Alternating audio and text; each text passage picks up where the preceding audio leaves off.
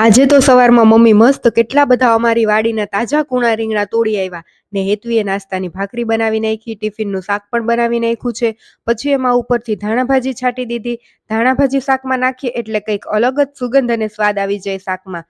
પછી મારે રોટલી બનાવવાની હતી તો રોટલી બનાવી નાખી ને ભાખરીને લીલી ચટણી નાસ્તો કરી લીધો. પછી બહાર જઈને જોયું તો કામાક્ષી મમ્મીને સફાઈ કરવામાં મદદ કરતી હતી. થોડી જ વારમાં કામાક્ષીને આંગણવાડીએ જવાનો ટાઈમ થઈ ગયો એટલે એને તૈયાર કરી અને આજે કામાક્ષીને મસ્ત તિલક કરી દીધું. ને એને હમણાં તો આ જેકેટ હાથમાં આવી ગયું છે તે ઈ જ પહેરે છે સ્વેટરની બદલીમાં. ને જો મને પણ એને કંકુનો ચાંદલો કરી દીધો. બપોરની રસોઈમાં અમે ભાત, વટાણા, રીંગણા બટેટાનું શાક ને રોટલી બનાવ્યા.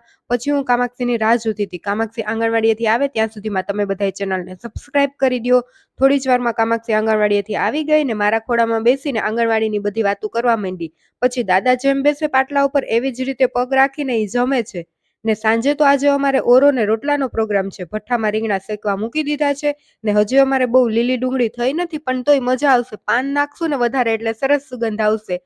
હેતવીએ બધું શાકભાજી સુધારી નાખ્યું ને રીંગણા શેકાઈ ગયા હતા એટલે ચૂલા ઉપર મસ્ત ઓરો બનાવી નાખ્યો ને મમ્મીએ ચૂલા ઉપર રોટલા બનાવી નાખ્યા. ચૂલાના બનેલા ઓરો ને રોટલા જોઈને અમને તો તરત જ ભૂખ લાગી ગઈ એટલે થાળી વાટકા બહાર લઈને બહાર જ જમવા બેસી ગયા.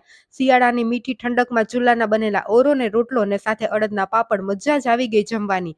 તમને પણ ઓરો ને રોટલો ભાવતા હોય તો વિડીયોને લાઈક કરી દો. મળીએ હવે નેક્સ્ટ વિડીયોમાં. જય સિયારામ.